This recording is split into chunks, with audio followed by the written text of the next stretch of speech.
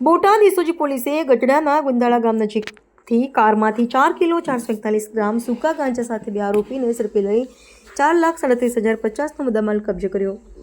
Bhavnagar range IG Gautam Parmar તેમજ બોટાદ જિલ્લા police વડા ધર્મેન્દ્ર શર્મા દ્વારા નશીલા પદાર્થોની બધી સદંતર નેસ્તનાબૂદ થાય તેમજ તેની હેરાફેરી અટકાવવા માટેની જરૂરી સૂચના આપવામાં આવેલ હોય, જે સૂચનાને લઈ બોટાદ જિલ્લા એસઓજીના ઇન્ચાર્જ પીઆઈ એજી સોલંકી તેમજ એસઓજી પીએસઆઈએ એએમ રાવલ તેમજ એસઓજી પોલીસ સ્ટાફના યુવરાજસિંહ પરમાર, દિલીપસિંહ ટાંક, રાજેશભાઈ વિદાણી, કલ્પેશભાઈ સાપરા, અજયસિંહ ગોહિલે પેટ્રોલિંગ દરમિયાન બાતમીના આધારે ગઢડા તાલુકાના ગોંદાળા ગામ પાસે નંદલાલ કોટન ઇન્ડસ્ટ્રીઝ સામેથી ઇકો ફોર-વ્હીલર ગાડીમાંથી સૂકો ભેજવાળો વનસ્પતિજન્ય ગાંજો 4 કિલો 441 ગ્રામ, જેની કિંમત ₹2,25,050, ઇકો ફોર-વ્હીલર ગાડી કિંમત ₹2,00,000, મોબાઈલ ફોન 2 કિંમત ₹12,000 મળી કુલ ₹4,37,050ના મુદ્દામાલ સાથે દિવ્યેશભાઈ ઉર્ફે પિન્ટુ ભૂપતભાઈ નાજી રહે ઢસા તાલુકો ગઢડા તેમજ દિગ્વિજયસિંહ મોહબ્બતસિંહ ગોહિલ રહે પાટણા તાલુકો ગઢડા નામના બે આરોપીને પોલીસે ઝડપી પડ્યા છે.